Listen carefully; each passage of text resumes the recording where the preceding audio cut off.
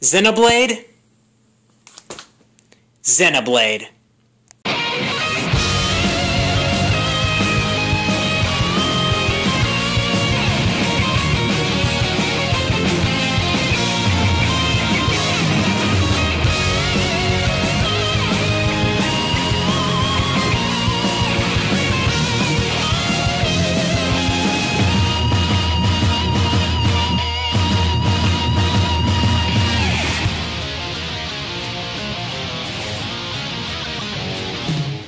When people get together, big things can happen. For better or for worse. Remember back in late 2011? The whole SOPA fiasco? Yeah, that was stopped thanks to the efforts of freedom-loving netizens everywhere. In the gaming community, however, one campaign in particular stands out in recent memory. Operation Rainfall. Long story short, it was a campaign focused on convincing Nintendo to localize 3 Wii-exclusive RPGs. The last story, Pandora's Tower, and the first to actually reach our shores, Xenoblade Chronicles. Since its initial release in Japan, Xenoblade has become a cult classic and is quickly becoming the Earthbound of this generation, commanding prices of over $100 on Amazon.com. On top of that, many people who've played the game consider it to be the best RPG of this generation. I'm the same way. I love this game, even calling it my favorite RPG ever. But why? What is it about this game that makes it so special? Well, that's what I'm here to tell you, because today on the Q Review, it's Xenoblade Chronicles.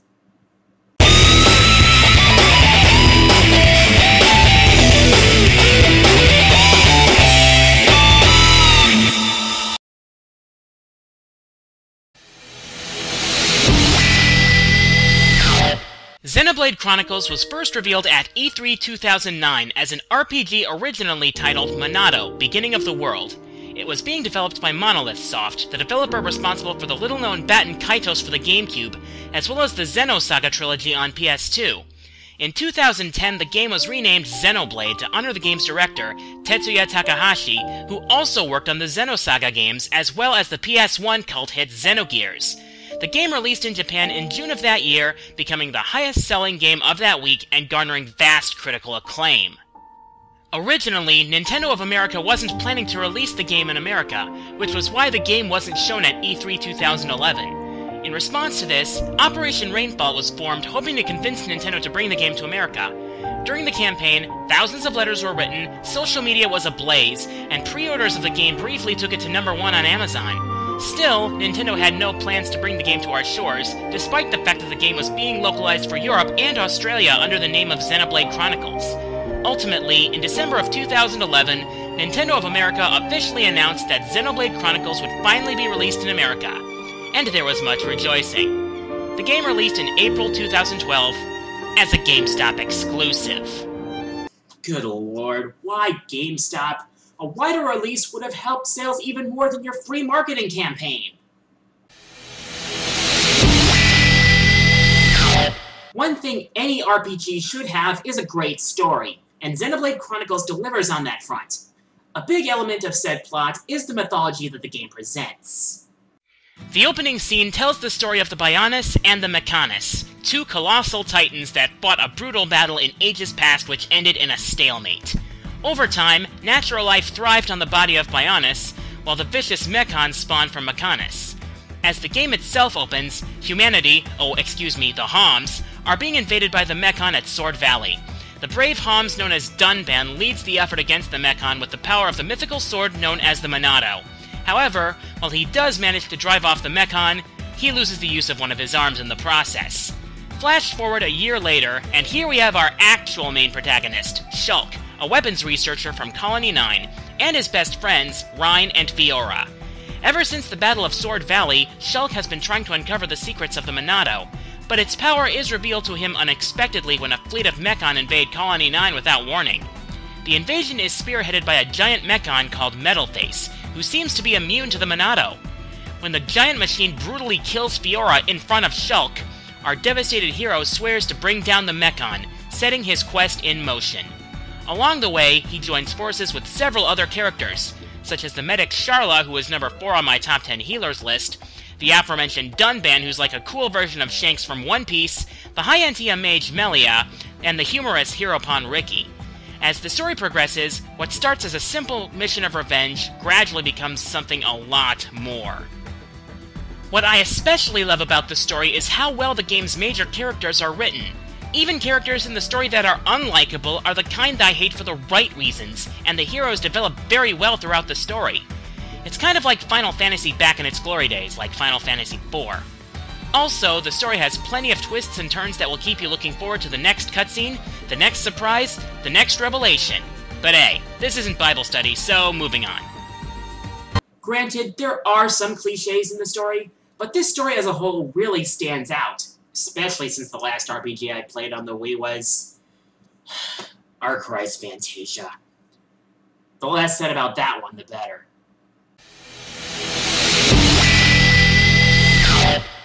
I have to say, I really love how well Xenoblade Chronicles is presented. These graphics rank up there among the best on the entire Wii. The environments are just gorgeous, from the dimly lit Tephra Cave, to the snows of Valak Mountain, to the inner workings of both Bionis and Mechonis. My favorite environments, I'd have to say, would have to be Aerith Sea and Satoral Marsh at night. I mean, damn! However, while the environments are breathtaking, the character models look a little muddy up close.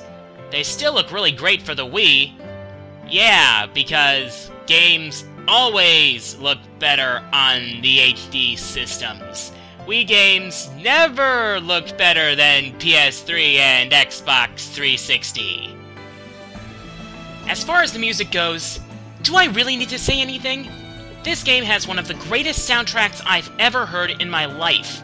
The list includes work by Yoko Shimomura, known for her work on Kingdom Hearts and the Mario & Luigi RPGs, Yasunori Mitsuda, who composed for Chrono Trigger, Mario Party, Kid Icarus Uprising, and both Xenogears and Xenosaga Episode 1, along with Manami Kiyota and music group Ace Plus, making for a dream team of musical amazement. Every song in the game fits its situation. There are dramatic and moving themes such as Unfinished Battle and Engage the Enemy, adventurous themes like Colony 9 and Gower Plains, intense battle themes such as Time to Fight and Mechanical Rhythm, and my intro theme, You Will Know Our Names, is to me what Fight the Night is to Josh. This is the song at the top of my Zombie Apocalypse playlist. As far as the voices are concerned, the English voice acting is very well done. The actors really come through in portraying this story, and it rarely sounds cheesy or forced. Unfortunately, there is one issue. The one-liners can get a bit repetitive. But hey, at least it's not as bad as... It's no use! It's no use! It's no use! It's no use! It's no use! It's no use!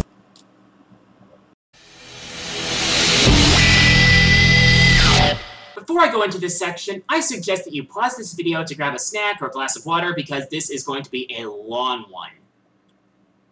Got everything? Good, because there's a lot to cover here. I suppose I should start with exploration.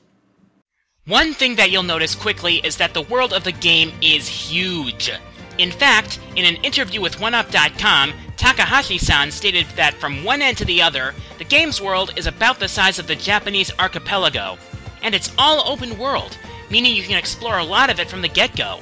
It can easily be compared to MMOs such as World of Warcraft or Western RPGs like the Elder Scrolls series. Furthermore, each location is interesting in its own right. From town settings like Colony 9, to the lush expanse of Gower Plains, to the peaks of Valak Mountain. Now, like in many RPGs, there is bound to be a fair share of backtracking, and in a world this gigantic, backtracking could easily become worse than even Paper Mario: The Thousand-Year Door. Thankfully, Xenoblade averts this cliché through the use of landmarks.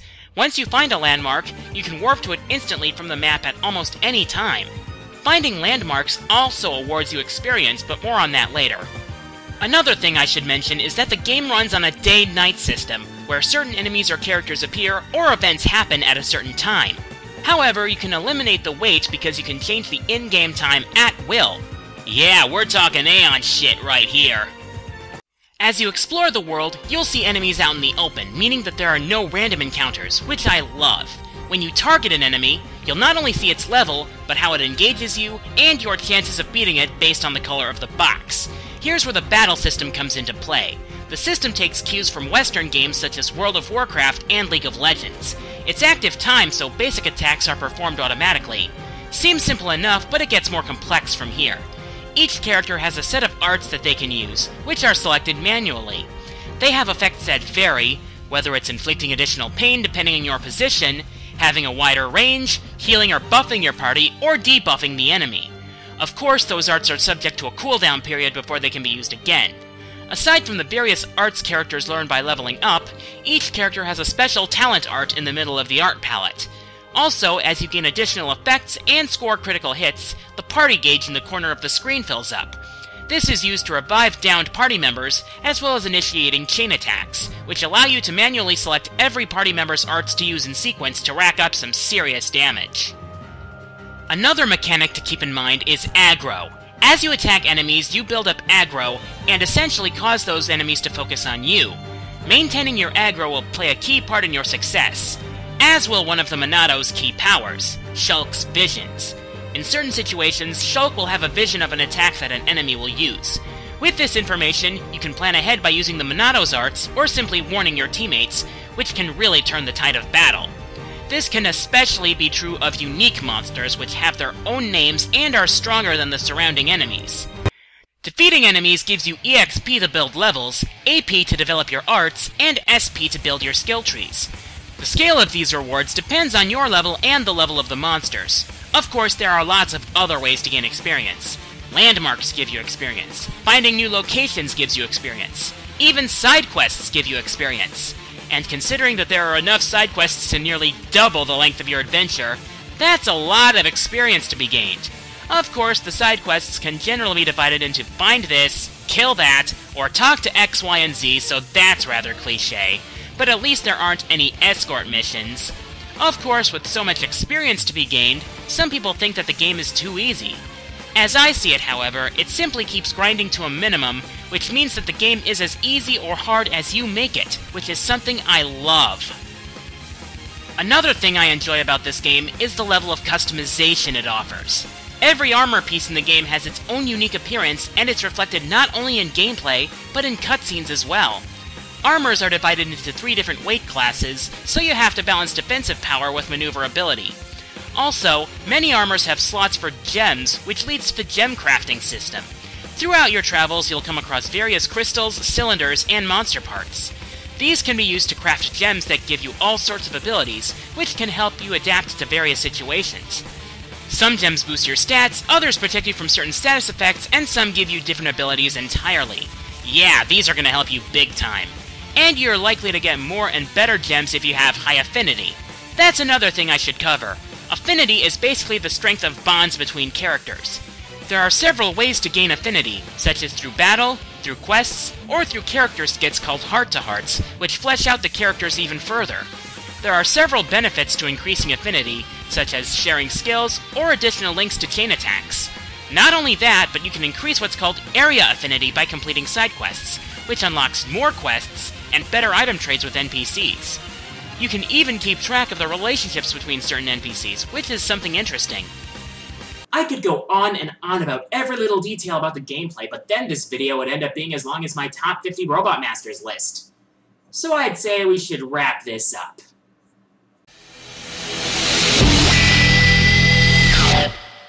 To say that Xenoblade Chronicles is an excellent game is an understatement. It is truly a masterpiece that will stand the test of time.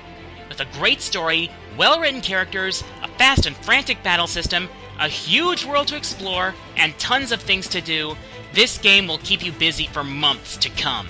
It's not a perfect game by any means, and it's not for everyone, but if you have a Wii or a Wii U and you love RPGs, you owe it to yourself to find this game and play it. It's just that good. Now for the final rating. I'll be grading games on a 4-quarter scale. I'll give superb games a full 4 quarters, while broken abominations won't even get 1 red cent. As for Xenoblade Chronicles, this game gets the full $1. It's not only my favorite RPG, but my favorite Wii exclusive game, period. I'm the Quarter Guy, and Monolith Soft deserves a freaking trophy. Keep up the good work, guys, and let's hope X doesn't disappoint.